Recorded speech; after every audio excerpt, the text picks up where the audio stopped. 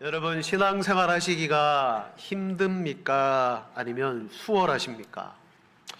느끼기 나름입니다만은 참 신앙생활이 하다 보면 힘든 것 같아 라는 마음을 가질 때가 있어요.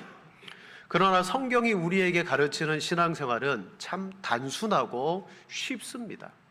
내 멍에는 가벼우니라 라고 예수님이 말씀하셨어요. 갈라디아서는 우리의 신앙을 단순한 원리로 표현합니다. 갈라디아서 6장 8절에 말합니다. 스스로 속이지 말라. 하나님은 업신여김을 받지 아니하시나니 사람이 무엇으로 심든지 그대로 거두리라. 아멘. 신앙생활은 우리가 심는 것인데 무엇을 심든지 그대로 거둔대요. 그러면서 갈라디아서 6장 8절에 말합니다. 자기 육체를 위하여 심는 자는 육체로부터 썩어질 것을 거두게 될 것이고, 성령을 위하여 심는 자는 성령으로부터 영생을 거둘 것이다 라고 말씀합니다. 사랑하는 여러분, 육체가 아니라 성령을 따라 이제 예수 그리스도를 믿고 난 다음에는 내 안에 성령이 선물로 오셨어요. 그 성령의 인도와 도우심을 따라서 우리의 연약함을 맡겨드릴 때 우리의 삶에는 열매라는 것이 맺힙니다. 하나님은 성경을 보니까 농부시라 그랬어요. 열매를 맺지 못하는 가지는 제하여 버리고 열매를 맺는 가지는 더 열매를 잘 맺도록 깨끗하게 하시는 분이 하나님 아버지십니다. 여러분, 열매가 왜 중요하죠? 열매 없이 줄기가 있고 잎만 무성하면 안 됩니까? 아니요. 성경은 열매는 우리의 정체성을 나타냅니다. 우리의 나무, 우리의 뿌리가 뭔가를 나타내요. 마태복음 7장 18절에 말합니다. 좋은 나무가 나쁜 열매를 맺을 수 없고 못된 나무가 아름다운 열매를 맺을 수 없느니라. 20절에 이러므로 그들의 열매로 그들을 알리라. 아멘.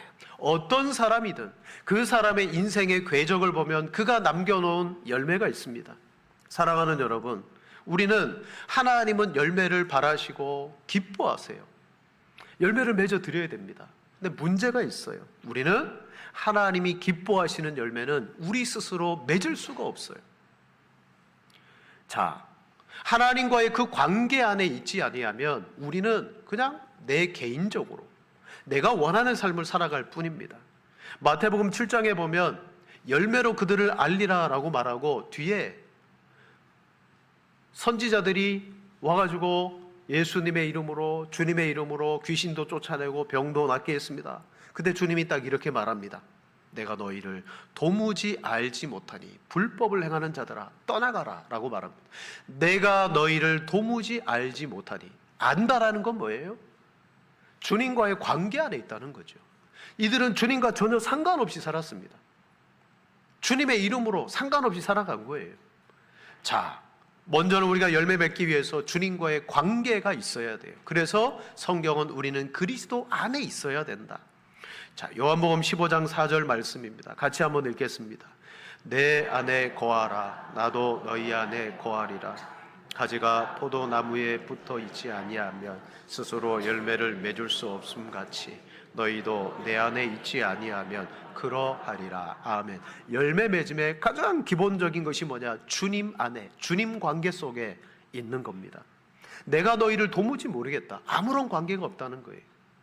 여러분, 예수님도 공생의 사역을 하실 때에 하나님과의 관계 안에서 모든 사역을 이루셨어요. 요한복음 5장 19절. 아들이 아버지께서 하시는 일을 보지 않고는 아무것도 스스로 할 수 없나니 아버지께서 행하시는 그것을 아들도 그와 같이 행하느니라. 아멘. 이 땅에 계실 때도 하나님과의 관계 안에서 아버지께서 하시는 것을 아들은 행한다. 첫 번째로 우리는 열매 맺기 위해서 하나님과의 관계, 그리스도 안에 있어야 되고요.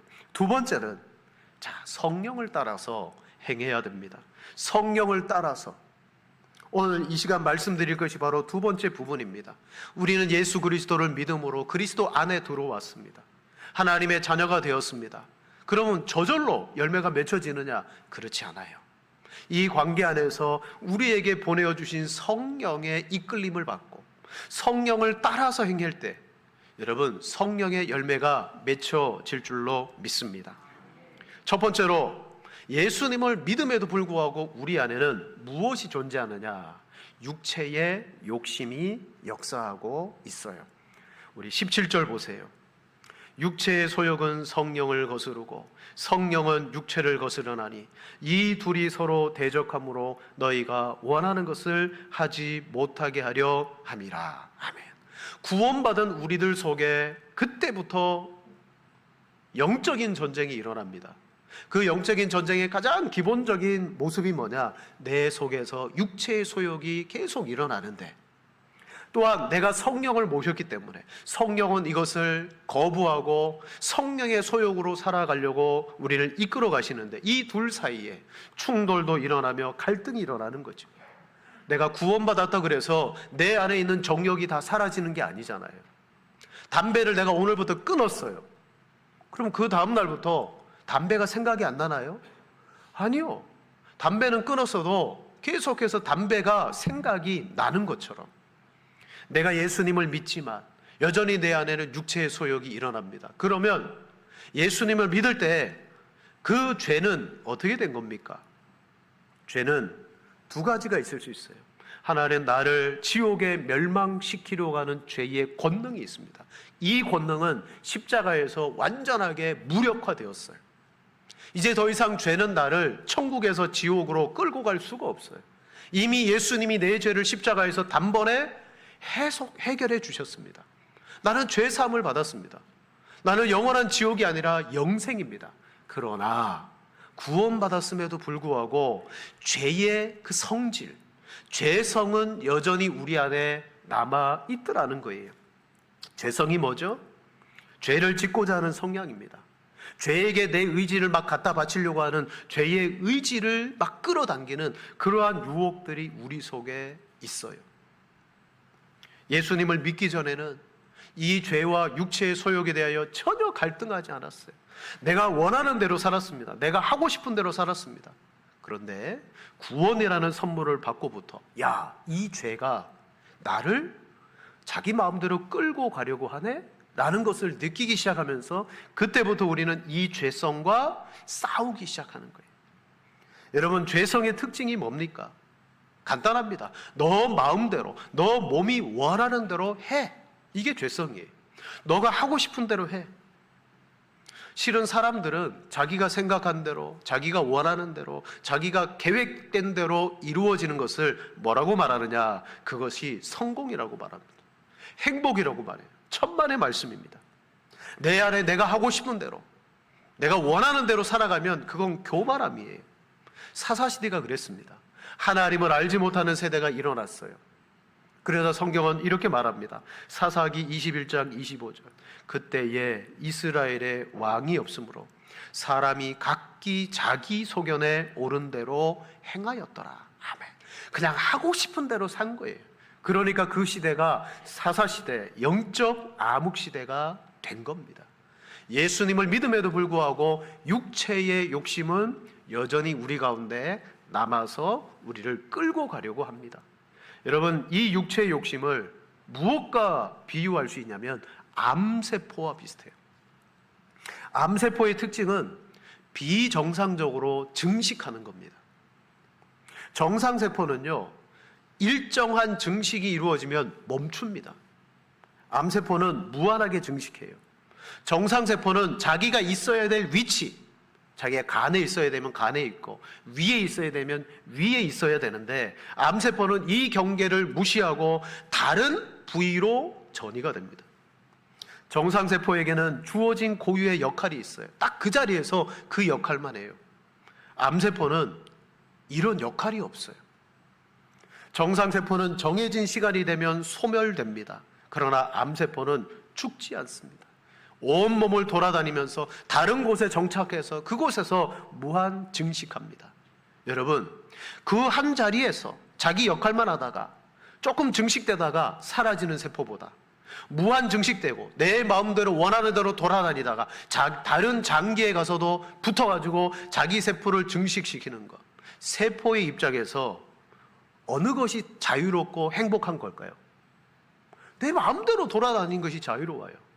그게 행복이에요. 여러분, 육체의 소욕이 그렇다는 거예요. 사람들이 추구하고 있는 성공과 행복이 바로 그렇습니다. 내 마음속에서 내가 하고 싶은 대로, 내 마음이 이끄는 대로, 내 욕심이 이끄는 대로 살아가는 것은 암세포의 모습과 똑같아요. 그 결과가 뭐죠? 암세포가 점점 자람으로 말미암아 결국은 본체, 이 몸을 죽이는 거예요. 몸이 죽으면 세포도 죽는 것입니다. 사랑하는 여러분, 우리 안에는 이 육체의 욕심이 암세포와 같이 끊임없이 일어나고 있어요. 제가 의학은 잘 모르지만 우리 몸 안에서는 하루에도 암세포가 계속 생긴대요. 그걸 백혈구나 이걸 대적하는 세포들이 계속 잡아먹고 죽이니까 암에 안 걸리는 거지. 만약에 그런 역할을 하는 세포가 없으면 암세포는 계속해서 증식하는 거예요. 여러분, 예수 그리스도를 믿는 우리 마음속에, 우리의 육체 속에 육체의 욕심과 죄성이 함께하고 있음을 여러분 반드시 인식하기를 바랍니다. 그런데 내가 이 육체의 욕심을 따라 살아가면 열매를 맺어요. 어떤 열매가 맺힙니까? 19절부터 보세요. 육체의 일은 분명하니 음행, 더러운 것, 호색, 우상숭배, 주술, 원수맺음, 분쟁, 시기, 분냄, 당짓는 것, 분열함, 이단, 투기, 술취함, 방탕. 얼마나 많은 것들이 맺히는지 몰라요. 그리고 이렇게 말합니다. 이런 일을 하는 자들은 하나님의 나라를 유업으로 받지 못할 것이요. 여러분, 이 육체의 일들은 참담합니다. 어둠 그 자체입니다. 근데 이 육체의 소욕이 그리스도 예수 안에 있는 우리들 속에도 있다. 죄성이 남아 있다. 그러나 두 번째, 성경은 이렇게 말합니다. 성도는 성령을 따라서 행하면 된다라고 말합니다. 우리 16절을 같이 읽겠습니다. 내가 이르노니 너희는 성령을 따라 행하라. 그리하면 육체의 욕심을 이루지 아니하리라. 아멘. 사람은요 반드시 성령을 따라 행하든지 육체를 따라 행하든지 둘 중에 하나를 따라서 살아가게 됩니다. 18절에도 육체의 소욕은 성령을 거스르고 성령은 육체를 거스른다. 그래서 혹자는 이것을 먹이주기라고 말해요. 먹이주기. 내가 먹이를 주는 쪽이 살도 찌고 잘 된다는 거예요. 먹이를 주면요, 두 마리의 개가 있으면 한쪽에는 계속 좋은 먹이를 주고 한쪽에는 안 주면 차이가 나겠죠. 소욕이라는 것은 어떤 것을 향하여 마음을 고정시킨다라는 의미가 있어요. 내가 육체에 내 마음을 고정시키느냐, 성령께 내 마음을 고정시키느냐, 곧 내 마음이 힘써서 나아가고자 하는 방향이 소욕이라는 거예요. 결코 우리는 육체나 성령 가운데 두 방향으로 나갈 수가 없어요. 반드시 자연스럽게 한쪽을 선택하면 한쪽은 멀어지게 되어 있습니다. 우리 야구에서 투수들이 평생 공을 던집니다. 오른손잡이는 오른손만 가지고 공을 던져요. 그래서 투수들을 모아놓고 팔기를 재보면 어떨까요? 오른팔이 길어요. 왼팔은 짧고요. 왜? 한 손만 썼기 때문에, 하나만 선택해서 살았기 때문에 그런 것입니다. 성령을 따라서 행한다는 것은 성령을 향하여 내 마음을 고정시킨다는 것입니다. 성령이 가르쳐 주시는 그 말씀과 성령께서 지시하시는 그 뜻을 기도함으로 따르고 순종하는 것입니다. 여러분, 우리가 죄인이었을 때는 육체의 소욕만 있었지만 예수 그리스도를 믿었고 자녀가 되었을 때는 성령이 우리 가운데 계셔서 우리를 도와주시는 줄로 믿습니다. 성령이 오셔야 우리는 새 사람이 돼요. 성령께서 우리의 연약함을 돕습니다. 로마서 8장 26절 함께 봅니다. 이와 같이 성령도 우리의 연약함을 도우시나니 우리는 마땅히 기도할 바를 알지 못하나 오직 성령이 말할 수 없는 탄식으로 우리를 위하여 친히 간구하시느니라. 아멘. 자, 성령이 우리를 도와주세요. 그러면 그 도움은 나는 가만히 있으면 도움을 받게 되느냐? 성령님 도와주세요. 그러면 막 육체의 소욕이 사라지고 거룩한 소욕이 내 안에 막 물밀듯 일어나느냐? 아니에요. 성령이 나를 도우심을 믿고 우리가 해야 될 것이 있다면 참 경건의 삶으로 나를 연단해야 돼요. 연단하지 않고 가만히 있으면 안 된다는 거예요. 디모데전서 4장 7절에 망령되고 허탄한 신화를 버리고 경건에 이르도록 내 자신을 연단하라. 즉 하나님의 성령의 뜻을 따라 기꺼이 순종하기 위해서는 내가 연단받지 않으면 순종이 되어지지가 않아요.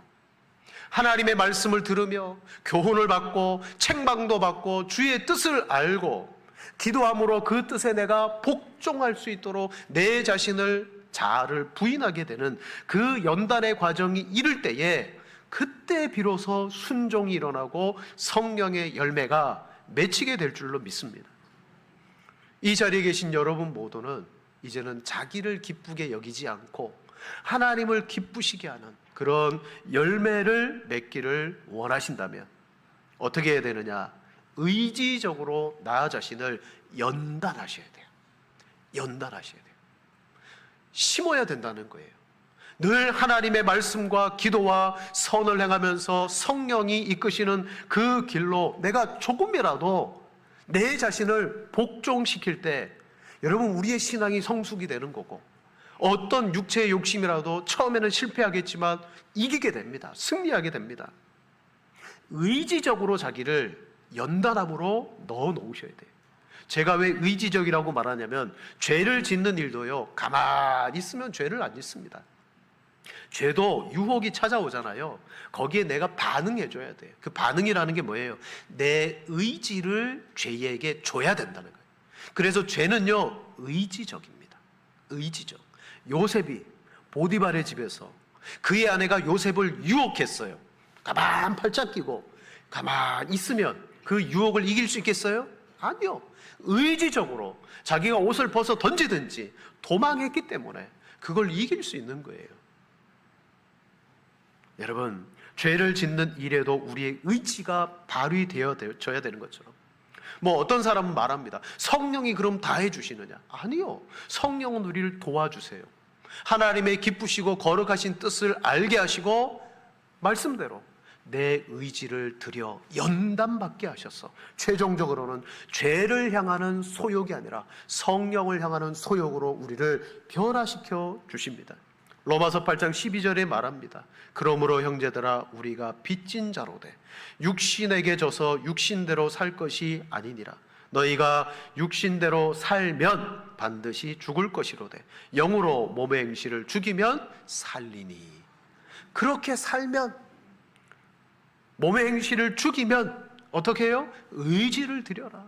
그러기 위해서는 성령의 도우심을 따라 말씀과 기도 가운데 내 자신이 늘 연단 중에 있지 않으면 안 되는 거예요. 여러분, 하나님의 기쁘신 일을 행하는 것이 더 쉬울까요? 죄의 유혹을 따라 죄를 짓는 게 더 쉬울까요? 실은 죄를 짓는 것이 더 쉬워요. 우리는 그 죄의 습관 가운데 살았거든요. 하나님의 말씀대로 살려면 참 어렵습니다. 나 자신을 쳐서 복종시켜야 돼요. 마음이 원하지 않아도 하나님의 말씀이 그렇다 그러면 나를 쳐서 복종시키는 것이 성령의 사람입니다. 말씀대로 사는 삶이 우리의 힘으로 될 수 없기 때문에 여기 그냥 성령을 따라서 행하라 라고 말하지만 이게 상당히 힘들고 어려운 부분이라는 사실을 꼭 기억하시기를 바랍니다. 한 가지 성경의 좋은 예를 들어드립니다. 에베소서 4장 28절에 이런 말씀합니다. 도둑질하는 자는 다시 도둑질하지 말고 돌이켜 가난한 자에게 구제할 수 있도록 자기 손으로 수고하여 선한 일을 하라 라고 말합니다. 도둑질, 어떤 육체의 소욕입니까? 탐심. 탐심이 일어나니까요 자기도 모르게 도둑질을 하는 거예요. 도둑질을 해요. 그러나 이제 너가 그리스도 예수의 사람이 되었으면 첫째, 도둑질을 하지 말고. 당연하겠죠. 내가 예수의 사람이 되었어요. 그럼 이제 뭐 도둑질? 하면 안 되는구나. 도둑질 하지 마. 여러분, 이게 성령의 열매고 최상의 삶일까요? 아니에요. 도둑질 하지 말고는 기본이고 그 뒤에 뭐라고 말합니까? 가난한 자에게 구제할 수 있도록 자기 손으로 수고하여 선한 일을 하라 라고 말합니다. 성령의 열매는 바로 이런 거예요. 우리가 죄되었던 삶에서 돌아와서 제로의 삶이 아니라 이제는 하나님이 기뻐하시는 열매를 위하여 나를 희생하고 섬기는 삶으로 드리라는 거죠. 저와 여러분은 예수 믿고 새 사람이 되었습니다. 죄를 안 짓는 거 당연하죠. 그러나 거기에 멈춰서는 안 됩니다. 가난한 자를 위하여 구제하기 위하여 너는 내 손으로 열심히 일을 해라. 목표가 어디에 있죠? 이제는 내 자신이 먹고 사는데 목표가 있는 것이 아니라 나를 통하여 또 다른 사람이 복을 받도록 너는 그 일을 위하여 열심히 일을 해라. 여러분, 도둑질하던 사람이 다른 사람을 구제하는 삶으로 금방 갈 수 있습니까? 못 가요. 할 수 없어요. 누가 도와주셔야 돼요? 성령이 도우셔야 돼요. 성령이 감화 감동하시고 의지도 주시고 그래가지고 기꺼이 거기에 복종할 때 여러분, 하나님 기뻐하는 열매가 맺혀질 줄로 믿습니다. 여러분, 우리의 자신의 힘으로는 선을 행할 수가 없기 때문에 성령의 도우심을 간절히 구하십시오. 그리고 내가 성령의 이끌림을 받을 수 있도록 늘 사모하실 때 성령의 열매가 맺혀집니다. 22절로 23절 같이 한번 읽겠습니다. 오직 성령의 열매는 사랑과 희락과 화평과 오래 참음과 자비와 양성과 충성과 온유와 절제니 금지할 법이 없느니라. 아멘. 자, 성령의 열매를 맺어야 된다는 거 우리가 알게 됩니다. 그러나 우리는 육체의 소욕으로 말미암아 거기에 끌려갈 수 없는 연약함이 있습니다. 성령을 따라서 행하려고 하지만 연약해서 할 수 없을 때가 많아요. 그럴 때 어떻게 해야 돼요? 성경은 이렇게 말합니다. 세 번째로 날마다 십자가에 우리 자신을 못 박아야 된다라고 말합니다. 24절에 그리스도 예수의 사람들은 육체와 함께 그 정욕과 탐심을 십자가에 못 박았느니라. 아멘. 여러분, 성도는 모든 정욕과 탐심을 죄와 함께 십자가에 못 박은 사람이에요. 물론 우리 안에 그 정욕이 있죠. 그러나 그걸 못 박았음을 날마다 확인하셔야 돼요. 오늘날 믿지 않는 사람들이 우리 그리스도인을 향하여 예수 믿는 사람은 이기적이야 라는 말을 해요. 정말 예수님을 믿는 사람이 이기적일 수 있을까? 없어요. 진짜 예수 믿는 사람은 이기적일 수 없어요. 그럼 왜 그렇게 이기적이다는 말을 듣게 되느냐? 예수님을 믿지만 결국 자기 자신만을 위하여 살아가는 사람이 되었을 때 이기적이 되는 거예요. 예수님을 안 믿는다는 게 아니에요. 자기 자신을 위해서 살아가는 거죠. 왜? 자신의 육신의 정욕과 욕심이 자기를 이끄니까, 그걸 따라가니까. 하나님의 사람임에도 불구하고 그에게 맺혀지는 열매가 성령의 열매가 아닌 거예요. 사랑하는 여러분, 내 안에 육체의 소욕이 일어날 때마다 날마다 십자가라는 필터, 그 십자가의 필터를 통하여 고백해야 됩니다. 나는 정과 욕심과 탐심을 십자가에 못 박았다. 못 박았다. 이걸 다른 말로 말하면 자기 부인이라고 말합니다. 나를 부인하는 것입니다. 나는 누구예요? 내 안에 끊임없이 나를 위하여 정욕으로 살아가려고 하는 이 사람이 난 거예요. 그러나 그리스도 예수 안에서 나는 죽었다. 그리고 성령을 따라 힘들지만 의지를 통하여 선을 행하려고 살아갈 때 그 사람의 삶 속에 의외의 모습을 사람들이 보는 거예요. 그게 뭐죠? 희생이라는 거예요. 희생. 비로소 희생이 나오는 거예요. 여러분, 믿지 않는 사람은요, 우리가 아무리 말을 해봤자 듣지 않습니다. 뭘 보죠? 우리의 삶을 봐요. 우리의 삶. 여러분, 예수님께서도 이제 내가 십자가에 못 박혔고 성령께서 우리를 이끌어 가신다면 너희는 이렇게 살아라. 마태복음 5장 39절입니다. 나는 너희에게 이르노니 악한 자를 대적하지 말라. 누구든지 내 오른편 뺨을 치거든 왼편도 돌려대며 또 너를 고발하여 속옷을 가지고자 하는 자에게 겉옷까지 가지게 하며 또 누구든지 너로 억지로 오리를 가게 하거든 그 사람과 심리를 동행하고 내게 구하는 자에게 주며 내게 꾸고자 하는 자에게 거절하지 말라. 원수를 사랑하라. 또 내 이웃을 사랑하고 내 원수를 미워하라 하였다는 것을 너희가 들었으나. 아멘. 여러분, 원수가 어디 있습니까? 원수가 어디 있어요? 우리는 맨날 원수랑 살지 않습니까? 그 원수, 그죠? 사랑하라 라고 말합니다. 그러나 나는 할 수 없습니다. 누가 내 뺨을 때리면 분노가 일어나고 복수심이 일어나는 게 당연한데 그게 육체잖아요.